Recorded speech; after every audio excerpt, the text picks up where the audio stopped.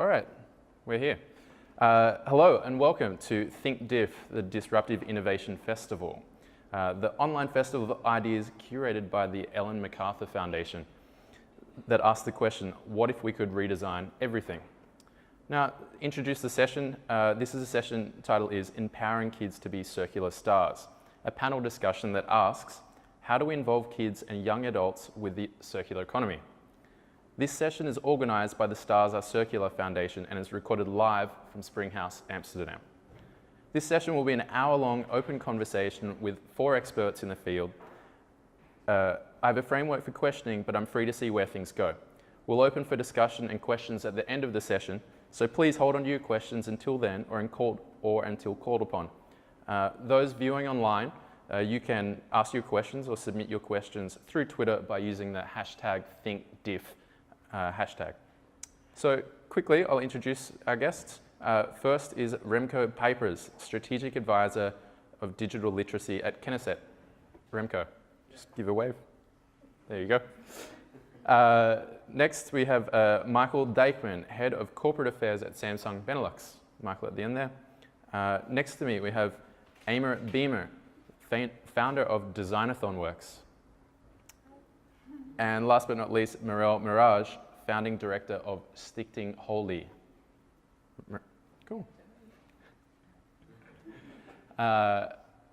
So before we get into it, I want to play do a quick little exercise, one that Rita does as part of her programs, which is about, we're going to call it Where Does It Come From and Where Does It Go? So can someone from the audience hold up an item, any item? It could be a pen, a phone, a shoe, a bag, whatever it is. I'll give it back to you.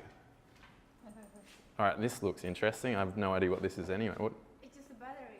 It's a battery charger. Okay, so this is something that you have now. Now, feel free to shout out some suggestions, but who had this before you had it? Where did it come from? We want to understand the process that this battery goes in, where it came from and where it will go next. So to start with, who had this before you? I just bought it on the shop. Bought it at a shop, okay. And what about before a shop? Where else might have this been? Any suggestions? Maybe a wholesaler, possibly. Possibly a wholesaler. And then anyone before that, where would a product be before a wholesaler? Factory. At a factory. And then you've got multiple components of that factory. Where would those multiple components come from?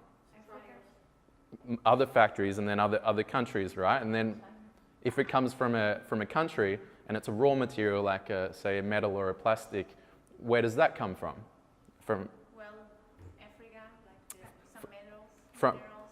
So from a country, and then where are those minerals in Africa coming from?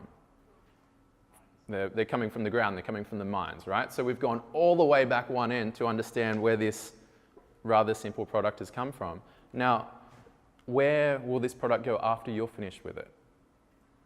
Well, I guess I'll put it on marketplace. So you might resell it to someone? Any suggestions what happens after it gets resold? I give it to my father. So they give it to a father, someone further down the technology chain. And what about after the father and the grandfather and the great-grandfather? It breaks. And then what happens after it breaks?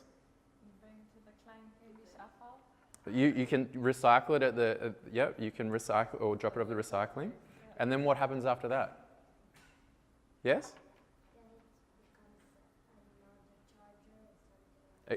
Part of it might become another charger. And then what about the things that can't be reused or broken down? Yeah? Burned. And then it goes up into the atmosphere. And that is the chain of a simple product. Thank you. I wanted to do that exercise with you. It's something that Rita does with the projects that she runs for 7 Dagen Circulair. And just to show how complex our consumption chain is. And so often we don't think about these chains. But also I wanted to do this as a fun little exercise to show that very often experts in circular economy struggle to explain the complexity of what they're dealing with. They get lost in the technical jargon and they lose people's interest and imagination because they're off in the clouds with their vision. And I think this is a really simple and fun way to understand what happens with everything that you consume. And it's an exercise that you can do with your own business or in the company you work for and understand the resources, but also with children as well. So just something light to start off with. Now into the questioning. So I want to refresh the topic. How do we involve kids and young adults with the circular economy? Aimer, I want to direct the first question at you. Aimer Beamer, founder of Designathon Works. I believe you've introduced kids to the circular economy through your Designathon program last year. Why do you think getting kids into the circular economy is important? Is it about their participation as consumers in the circular economy? Is it about helping them find a career in it? Or is it about helping kids shape the future of circular economy?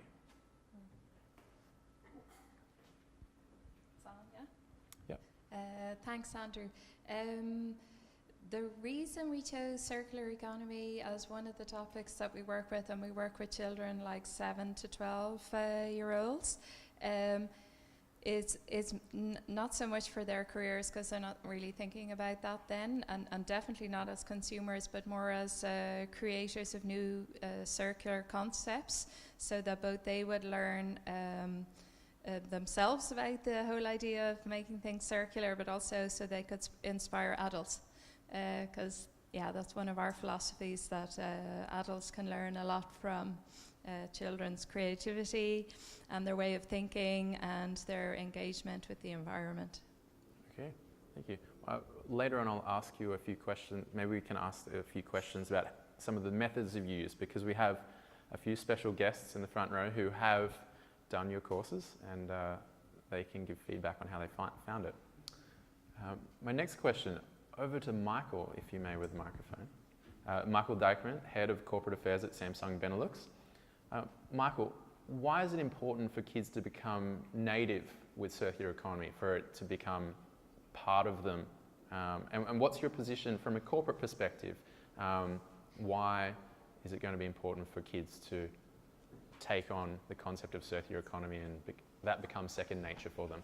Yeah, for us as a company, it's important that that kids are prepared for the future, and I think also for Kennisnet, who is sitting next to me. And of course, there are several themes which are important: it's digitalisation, globalization, but I think also circular economy is one of the main topics if you look to the themes of the world. If you look, I think it's important for children to also promote their creativity, and I think circular economy could be something where you could think about. What we do, for example, is maybe they are a little bit young, but we also have like students who are at university or University of Applied Sciences, and we ask them to come up with creative ideas for products, for solution with products, and circular economy is actually always one of the ideas which is in their thoughts. So I think they are thinking about it, and I think it's important to focus on it. I think you make a good point there about it's an interesting challenge. Very often in a business perspective, what can be the biggest challenge is not actually fun, it's frustrating, and people want to find the fastest path to it. But maybe there's an opportunity in finding challenges, because for students, understanding and beating a challenge is fun. So maybe it's about a reframing of what it is to think circular. It's not necessarily problems for businesses and problems for people to come up with those concepts. It's more of a fun project. Because if I always ask the question, if I give guest lectures at universities, how many people do have their smartphones still at home from the first Samsung or other competitor? And then they say, yeah, I have all my smartphones, even my normal phone in my in my cupboard. So I didn't bring it or recycle it. So we should start, I think, from the beginning. Recycling is very important. And we know that the legislation is also changing. So now it's like 4 kilos e-waste per year, which should be collected by us. But it will be 17 kilos a year. And of course, we need also citizens and consumers for that. That's a huge amount of waste, wow. Michael, sorry, if you pass on to Remco for me. Remco Papers, a strategic advisor, digital literacy at Kennisnet.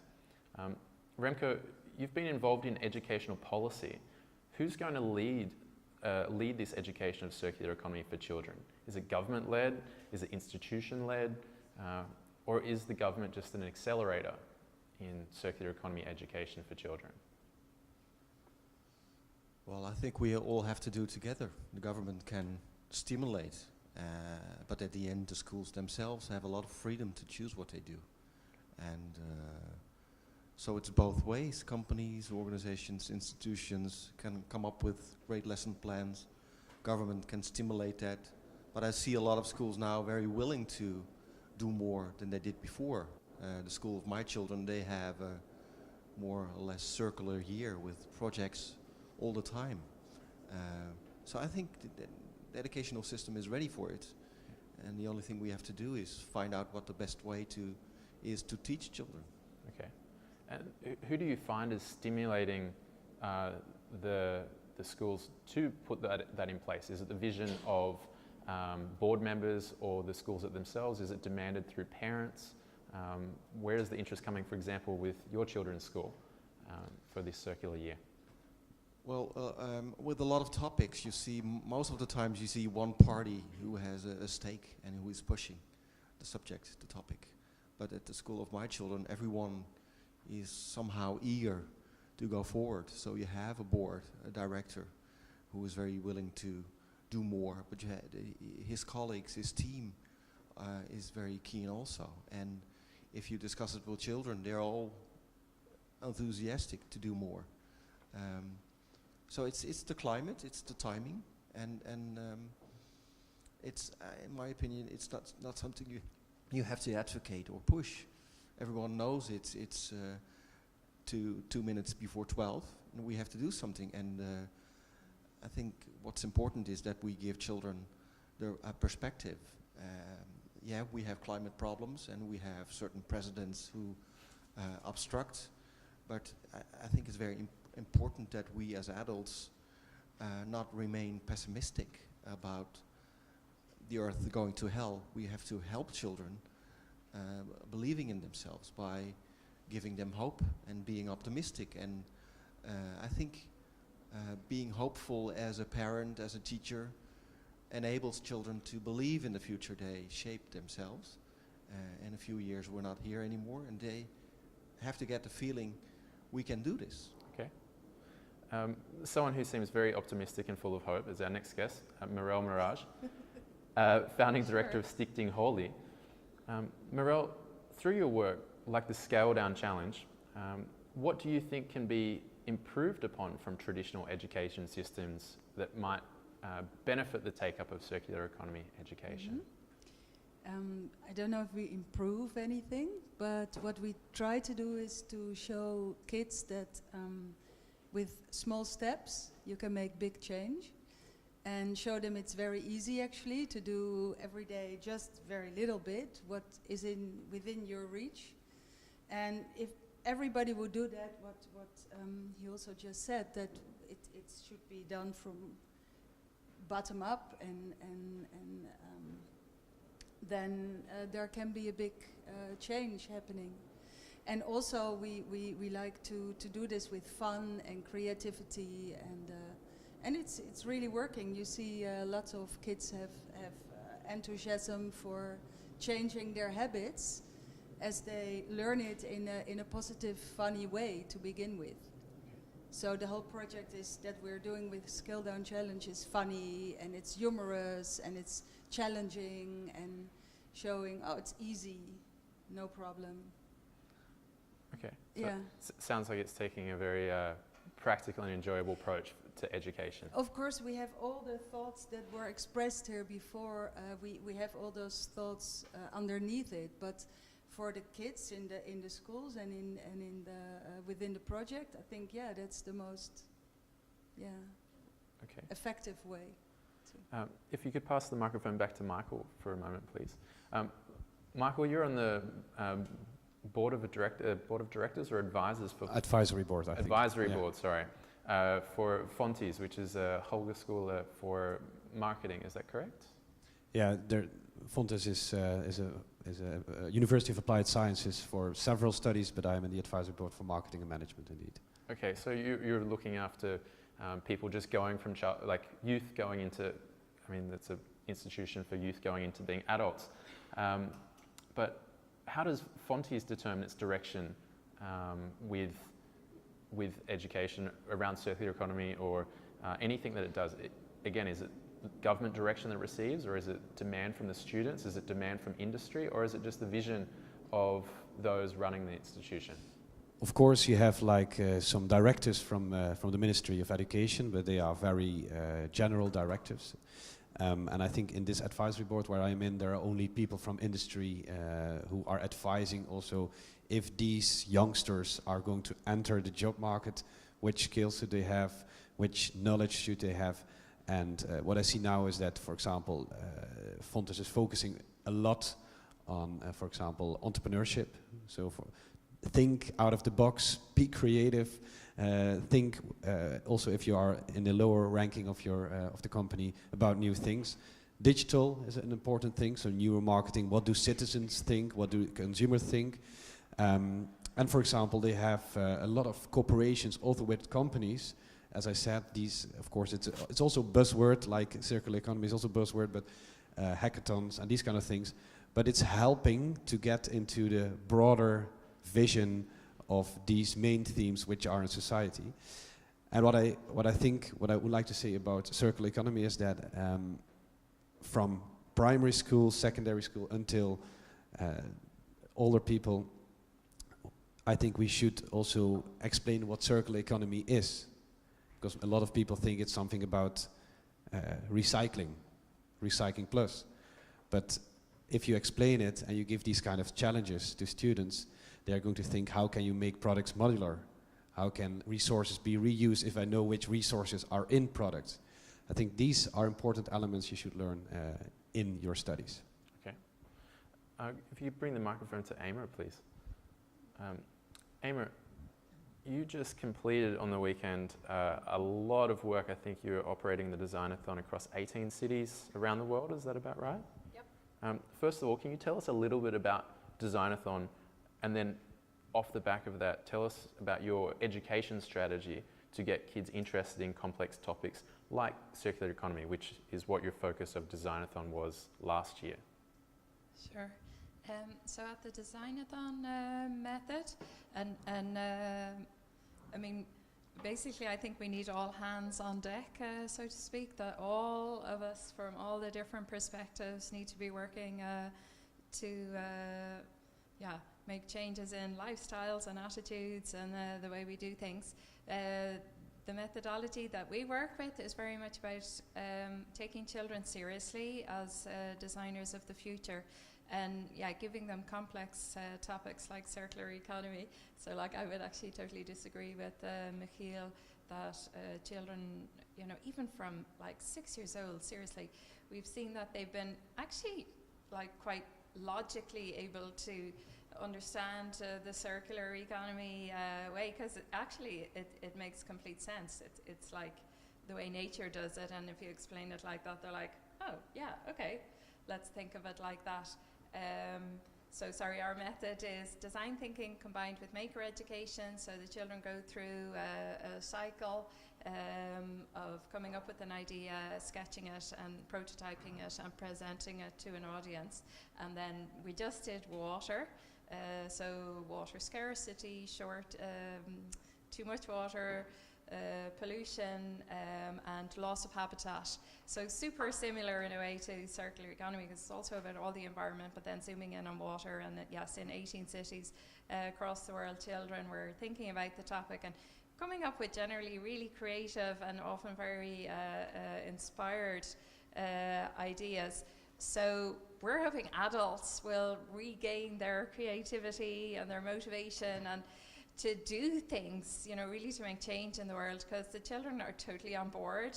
They're almost the easiest dual group, target group to convince, and they're super worried about the environment. That's what concerns me too. We actually did research this weekend. We asked the children on a scale of 1 to 10, how concerned are you about the environment? And so many children were filling in 10, 10, 10, 10, 10. And this is in cities across the world, they're like really, really worried, and it's up to us adults, you know, to make shit happen.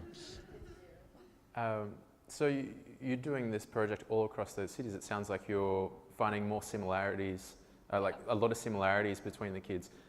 Have you noticed or been surprised at ways people in different cities go about learning or go about, I guess, teaching the material? Anything you think might be relevant for the Netherlands or for Europe in general? Well, I think, like, going back to circular economy as a theme, what we've seen is in like resource scarce places. So the project also runs in East Africa, in Tanzania, and in Kenya, and then people tend to have a whole lot less stuff than we do, and they're more creative with materials. So we do indeed find that children, say in a Western European city, will be maybe more abstract in the thinking and less good in the construction or the use of materials. And the children in Africa were maybe like, what do these people want from me? What's this conceptual? And then when they get to the materials, they're super creative with their hands. And as you know, taking that a step forward, if you look at societies where they don't have so much stuff, we can learn from them how they do reuse it, upcycle it, and just be more careful in general. If that answers your question. That was exactly. I'll hand the mic over to someone before I hug at the whole session. This is a question directed at all, but you're welcome to field it first, Meryl. So developmental psychology, my beautiful fiance is a psychologist, and I learned my psychology through her, little snippets. And she was telling me that developmental psychology normally means that kids up to about the age of 11 or 12 learn most of the values or like things that are going to be natural to them, and then everything acquired after that point in education is there, but it's acquired not at the same depth, kind of like when people learn a language later in life. So if that research that research has been done, who do you think we need to, like, there's obviously limited resources and time, where should circular economy education be focused? On what age of children need this education first? Is it the 6-year-olds that Emma was talking about who grasp it quite easily because it's natural to them? Is it the kids who are just about to leave school and go to university? Or is it something in between? I do think primary schools, from 4 or 5, Okay. That's. Anyone else want to contribute to that? Yeah, it's logical to integrate it on all levels. Maybe they don't understand right away, but if you start at 4, you can teach them small things and build it up. Okay. That's actually what I wanted to say to keep away the misunderstanding. I think you can start at primary schools with the basics, but what I wanted to say is if you really want to have like a challenge on a level which can be implemented in a company, then you need a little bit more life experience, because you also need to know how a company works, how the society works. Of course, ideas, creativity are already from, I think, 4 years, 5 years, great, and we should do that. And I think it should be in the whole curriculum. And I think what is really important, because you could also say this for music, you could say it for digitalization, you could say it for so many things which should be in the education system. And I know what if the minister was sitting here, she would say, yeah, I'm going to do this in 1,000 hours a year. So we should combine things. We should combine important themes and make it a whole, like it is in society. And I think then it becomes easier, because if you have only circular economy for 1 hour and only music, only sports, then it becomes very challenging for teachers to push it in from 8:30 to 3. That's what I want to say. Yeah. I think it starts with a circular vision of the school. If it is part of the way you look at the world, Right. then it's very normal to talk to children about it all the time. Not make it only an economical thing. And more in more a state of being. Right, so if the school has its own circular policies and vision of how it operates, and it's one thing to teach kids how to think circular if the school is just dumping all the waste out the back. Practice what you preach. Yeah. Which from that, Maybe Yep. you want to say something about it? Yep. She knows. Tessa, we have a special guest. Tessa, would you like to answer a question? Could you pass the microphone? Yeah. Okay. Yeah. So, Tessa, you've done one of the designathons with AIMA last year on circular economy, right? And how old are you at the moment? How old were you last year? Around 9-year-old. Okay. And how did you find what did you learn with the circular economy course that the designathon taught you? What did they do? Well, I learned a lot about the circular economy, and I learned what are the main problems in the circular economy. Can you remember how any of the games or exercises that they taught you that they did to teach you? This year, from Saturdays. Okay. Well, first we were inspired a little bit by showing us problems and solutions to those problems, and we did some games, and then we needed to start sketching. It sounds fun. How did you enjoy it? It was very, very fun, and it was interesting and challenging. Great. That sounds really good. Well, thank you, Tessa, and thank you for putting in such great effort to speak English to us. You're really good. All right, a little round of applause for Tessa from the ground.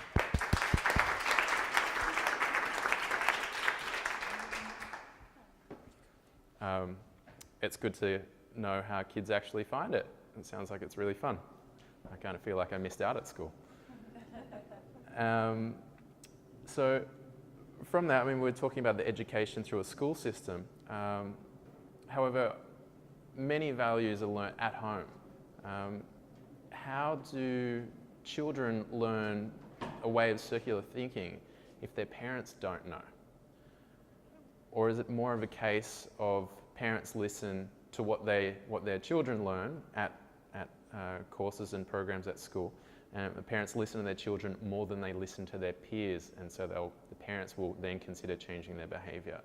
Is there anyone that would like to share an opinion on how you support kids learning about circular economy at home in households that may not know much about it? For example, the industry is combined in WeCycle. Maybe you know WeCycle from Kruidvat, or the geckos, where you can put your garbage in, and where you have to think, is this plastic, is this normal garbage, or is this a can, etc. And I think for WeCycle there could be now a turning point to turn more to also circular advices, also on TV and in shops. And I think so we can also help parents with their activities at home. Okay. Well, my children are preaching me. They followed some classes at Rita, and now every time I buy something or do something suspicious, they give me comments. So it's very annoying, actually. As I'm a parent, I should teach them, but it's the other way around, and it's okay sometimes. Great. It sounds like it's a soft entry into the household is through kids changing. Yeah, they're taking over. Meryl, is there anything, or Amo, is there anything you'd like to add to that? The only thing, you do notice very clearly when you're working with children which kind of a background, like what kind of ideas they're getting about, say, recycling or stuff. Because sometimes if you're talking about, well, you could reuse clothes or you could share them in a library or something, a lot of people go like, "Ugh," that's, whereas people who be coming from an attitude where that's normal won't have that attitude. So yeah, I suspect that family values or stronger than what they get from school. But I as a more educational in school expertise person, I don't know how you change a family. So it's a good thing Rita and co are getting on that, because obviously that's where, you know, that's where the rubber meets the road, so to speak, isn't it? Yeah, I think it's also about the whole society, because if we go to schools and you ask who is separating plastic here, at some areas in Amsterdam the whole class says, yes, I'm doing it. And then you go to another place in the far west or something and then nobody does it. So it's the whole area that you have to cope with, and then the whole school is the same, and then it gets harder to make a change. So there are other tactics. I think we think of then bringing in the family to the project. Why do you think it is certain areas in Amsterdam that are, I guess, more progressive Well, on ideas and others not? Yeah, some areas are more conscious than others, and that probably has to do with the newspapers they read, the media they consume, educational level, In between poverty. in between the two. Oh, sorry. We're going to go to questions in a couple of minutes. Is that okay? You said some areas might be more, I guess, conscious in a way. I live in Amsterdam North, and it's not necessarily the wealthiest part of the city, and it has a mixture of very much a mixture of people. However, I think sometimes the consciousness is for the upper middle class, and maybe what Amra was saying was for the certain classes that feel it's much below them to recycle clothes. And then there are parts of society who there are many other struggles more important than separating plastic. So yeah, I guess I wonder how you can make circular economy accessible for everyone, and not about status, but making it easier. Well, the kids are very, they really understand why it's necessary and why it's easy, so they can get their parents along the way, but that's harder work. Okay, and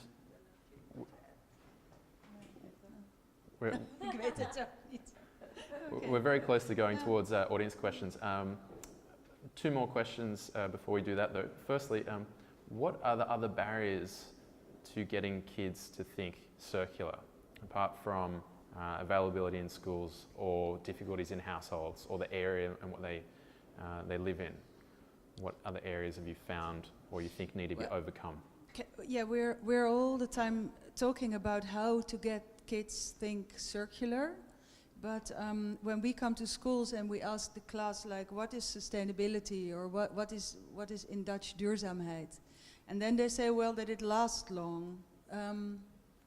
So kids know what it means, that it lasts long, that you reuse it, that you use it for a long time. But at the same time, the whole economy is built upon having more clothes, having more games, having more internet, whatever. Friends, more. So I think it's not only how to get kids circular, but it's also how to give them other perspectives away from consuming. So it's both. It's not only how to get them in the right direction, it's also how to change the society in a way that they get maybe more stuff with content that they care for, or community stuff that they care for, more other values, create other values, so they're not so focused on consuming and on going. It sounds like you want to question the golden goose that is endless economic growth. Yes, somehow. Which somehow no politician wants to touch. Yeah, we're so focused now on the circularity, but there's a reason for it, that we've gone so far. We've gone so far because there is a whole world telling us more, and nothing but more. And so, it's one way to say, okay, now we have to become less and less and less. But that's not the only focus. It's why we want to become more, and is there another perspective somehow? Remco, was there something that you wanted to add? No, I think I acknowledge that consuming is our new belief. It's But it has we- replaced something else. But Yeah. part of the point behind circular thinking, and anyone's can correct me if I'm wrong, is if a product or a service is fully circular, then you can have a similar level of consumption because you're not having the use of virgin resources or waste products. So if you have a circular system, there need to be changes in consumption, but it still allows. It's still based around a consumer economy. Yeah, that would be ideal, but that can take a while, Yeah. I think, and it's Yeah. it would be great if we are able to be happy with less. Yeah. Okay. What we see in practice, for example, if people buy a fridge or refrigerator, this one is on for many years, and what they do normally is if they buy a new one, the old one is going to the garage and needs even more energy. So and actually it should be collected, but there should be a kind of incentive for consumers to bring it back. So I think for companies like us, we are also thinking about new business models where you could have like a leasing construction, where you could see after 5 years this refrigerator is going back to us. You get a new one, which is more energy saving, and the other one is used for the circular economy in modular elements. If but I can just jump in a moment, we won't go too far down the track because I think with everyone here having an interest in the circular economy, where there's an awareness of different types of circular models, we'll bring it back to, I guess, kids and the education process and the training. But it's also about impact. It's nice to have a lot of nice pilots everywhere, and the Netherlands is the best country in pilots. But we also need impact and to see how can we reach all the children in the Netherlands, rich, poor, doesn't matter which social level you have, and how can we change something. And I think that's also important. Therefore, we have to cooperate, and we should combine pilot projects. Okay, and my final question before we go to, I definitely know 2 questions here, is there is so much hype about the circular economy in this country, especially in this city. How do we go about turning it into action? Does anyone want to take up that question?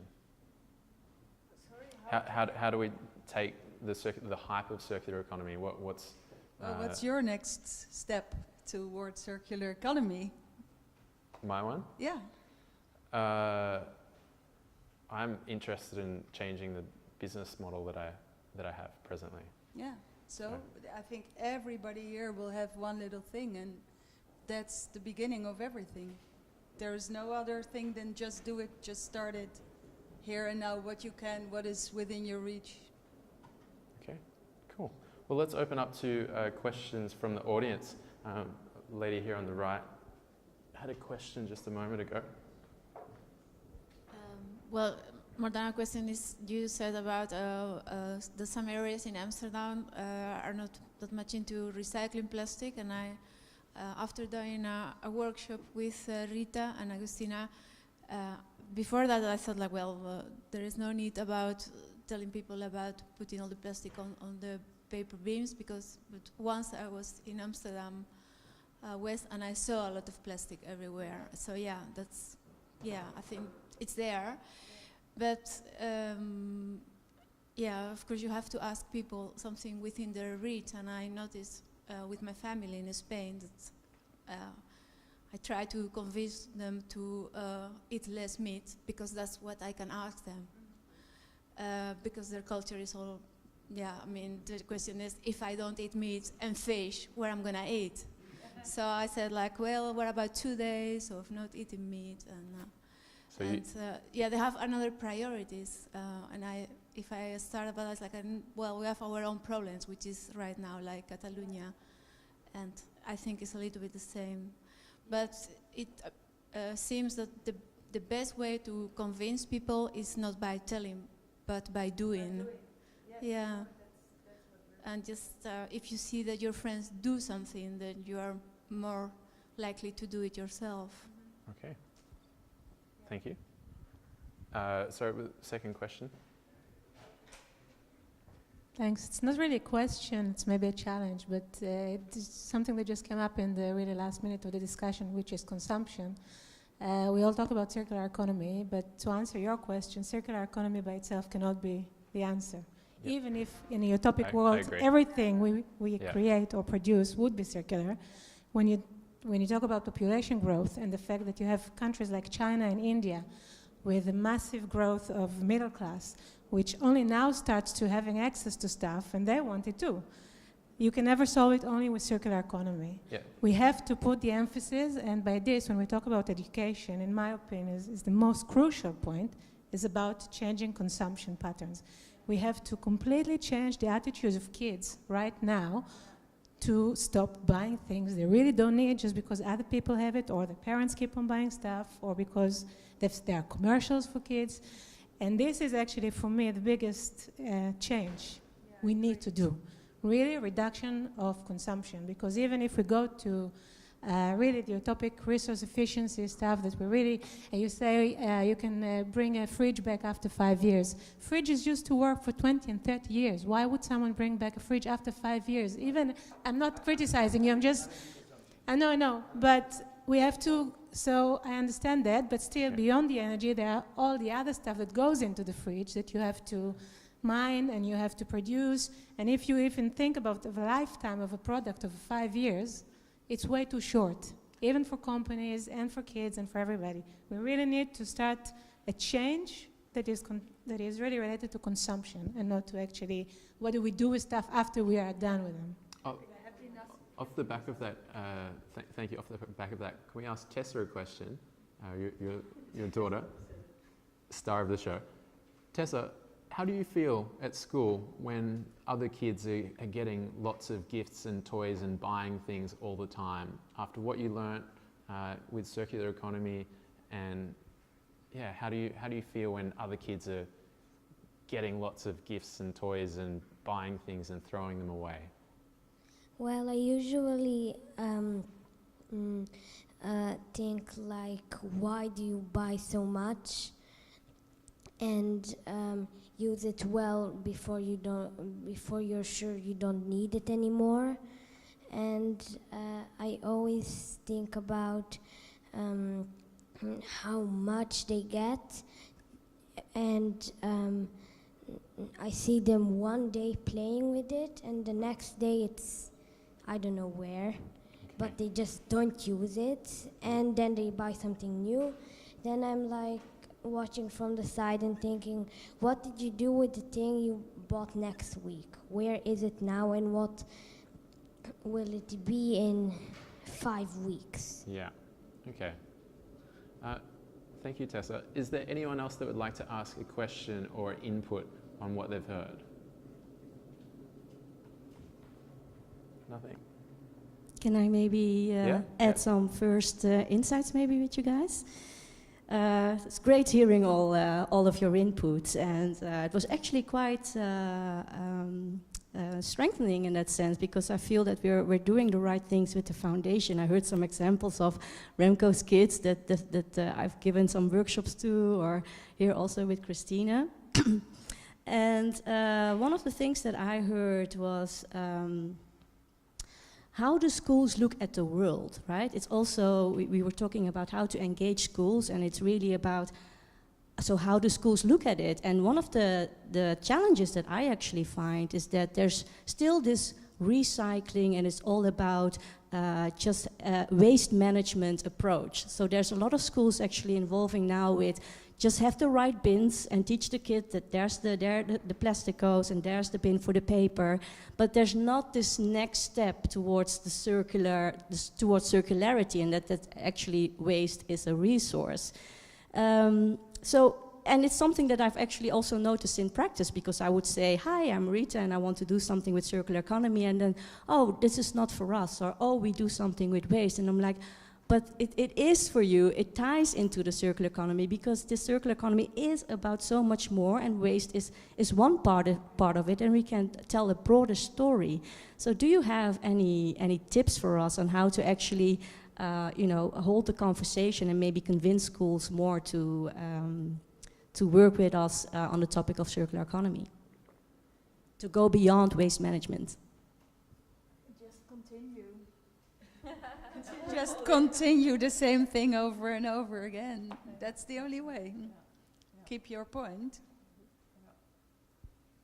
I think it's good. It would be good to direct your message more to school boards. So the big bosses maybe. So in Rotterdam, you have a foundation board with 30,000 pupils. If you convince the main man or woman to have a vision on it and put it through, then it affects all schools. So it's good to have lessons in classes. It's good to have school directors on board, the principals, but don't forget the people who are in charge of a longer term vision. You really want to schools to have them incorporated in their long term vision. Oh, we have a question, 2 questions maybe. Thank you. I would like to add the term big history to that, to the last comment, because big history makes you aware of the limited time that you spend on Earth and the big time we needed to come here to be these consumer society people, and then after us, how can it continue? So the big history, the big scope of everything we've had to come to this society and the awareness about that could raise some levels, well, with the boards of schools, but with the parents, with factories, with anyone. So big history could be one of the answers to focus on.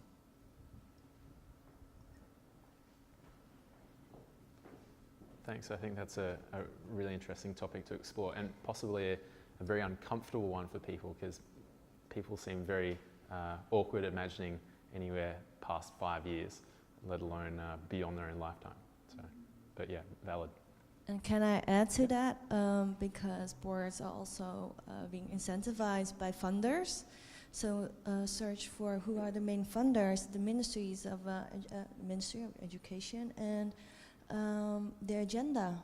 I mean, what is on their agenda and priorities, and also their networks, because boards are very influenced by what are others doing.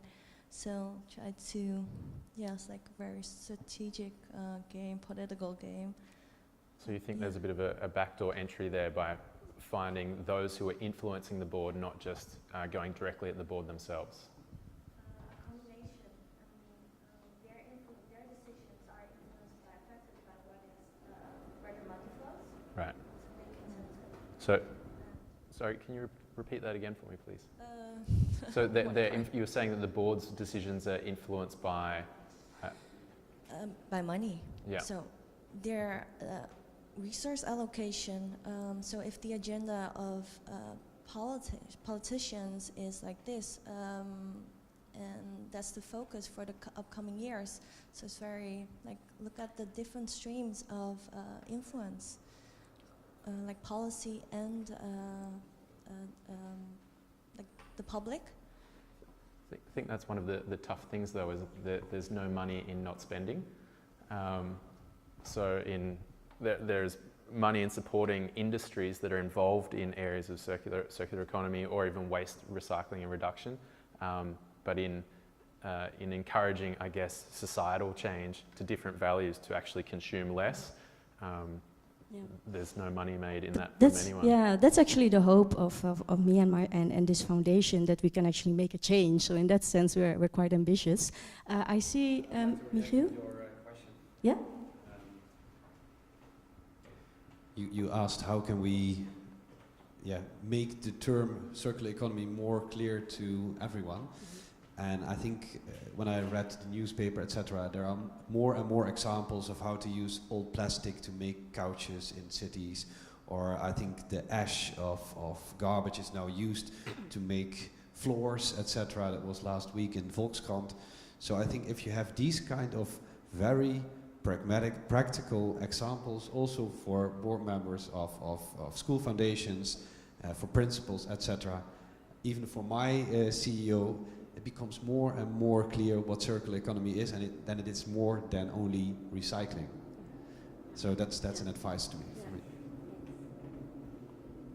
Thank you. I will give an example on that of one of the projects that we worked on, just to tie back to the government and seeing if we could get funding via subsidies, etc. The timing in that sense is quite right. If you look at the Netherlands with the Netherlands Circular in 2050, so there's this big ambition, and one of the transition agendas is around consumption and how we could change consumption behavior. But the government, it seems, is still like in the so how do we do this phase. So I guess it's good to take on Meryl's approach and say, hey, here we are, and you can support us and support our activities and see if we can get a collaboration going on with them. Sorry that I'm taking over a little bit, Andrew, but I just really wanted to also give back a few other things that I've heard. All hands on deck, which is really our approach to really try to reach the masses. Taking kids seriously, maker education. I'm very happy that Amer is doing a lot of work on that front as well. Just the whole notion that kids find it so important, a 10 out of 10 to save the world. I also really believe that kids are like innate idealists in that sense. They really want to have this greener planet and take care of the planet and and the animals on it and the people living on it. So if you can tie into that emotion, to that internal motivation, I think we can reach a lot. I heard a lot about, it's difficult, you have to repeat yourself, so it's really about persistence and about patience.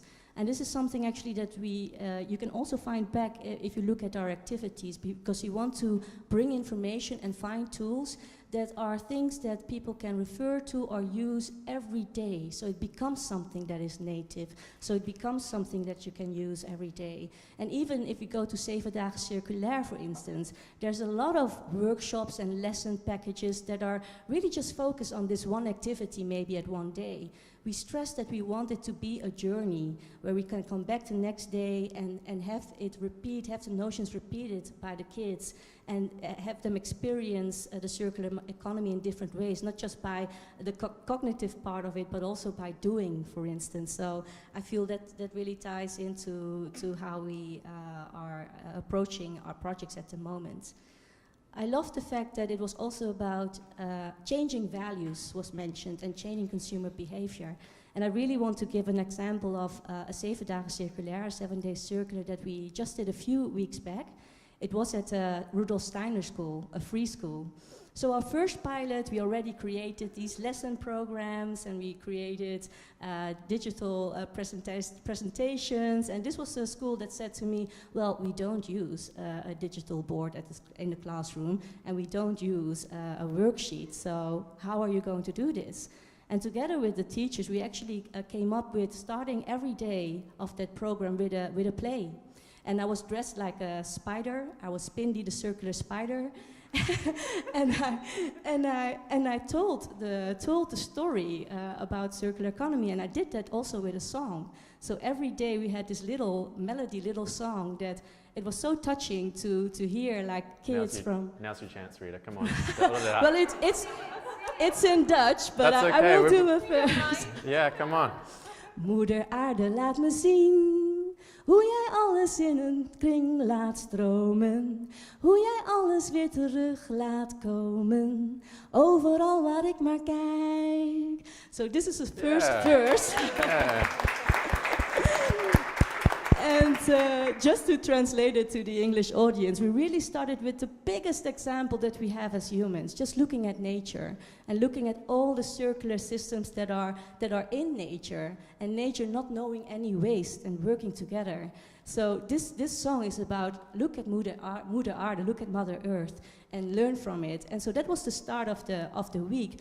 And tying into consumer behavior and working with less. So the whole storyline about the week was first, okay, there are circular systems in nature, but then we also started with we can do more with less. And we made tiny houses with the kids. And just having a tiny house example made the kids think of, okay, what do we have at home and how many stuff and room do we have and what do we essentially really, really need?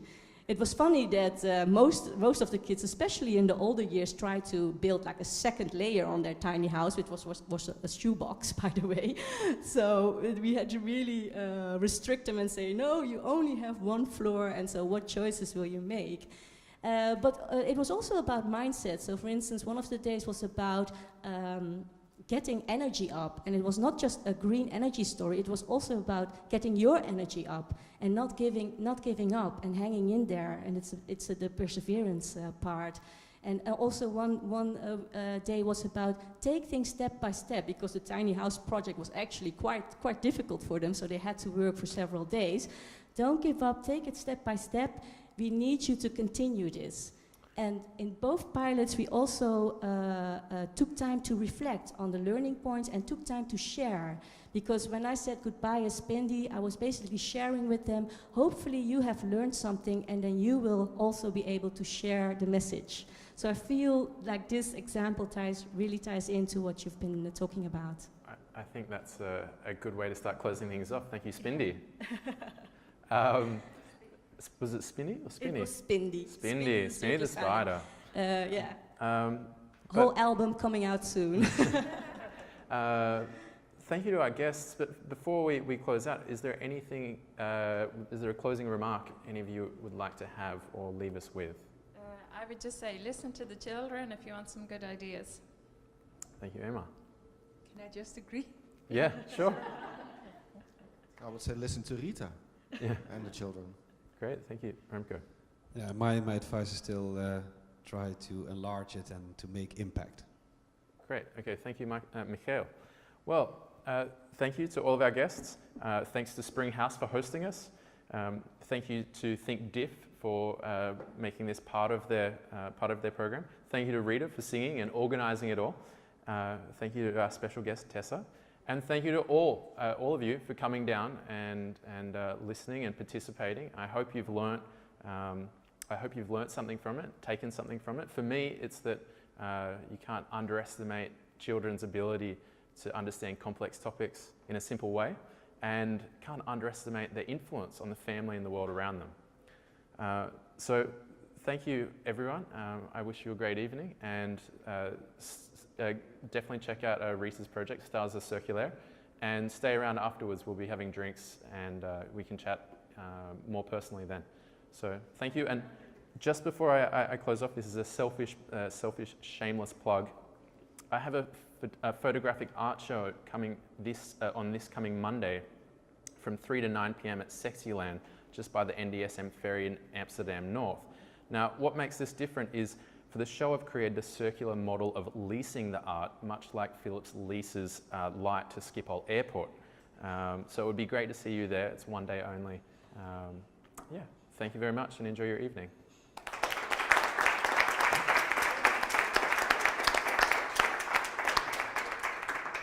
Thank you so much, Andrew. Just if you can bear with me for 1 minute more.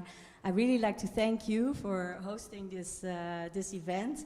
And it's really a small gesture, but it's an invitation for you to go to the Looped Goods website, which actually stimulates and supports circular entrepreneurs. You can find all the types of circular products there, and you can choose something and sorted out a little discount for you guys. Thank you.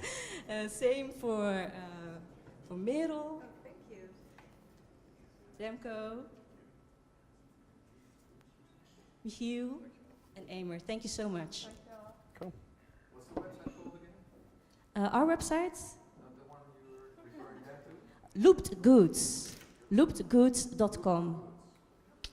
It's a young initiative. It started a few months back, and I think it's a real good one to stimulate circular entrepreneurship. Okay. Cool. Thank you. All right.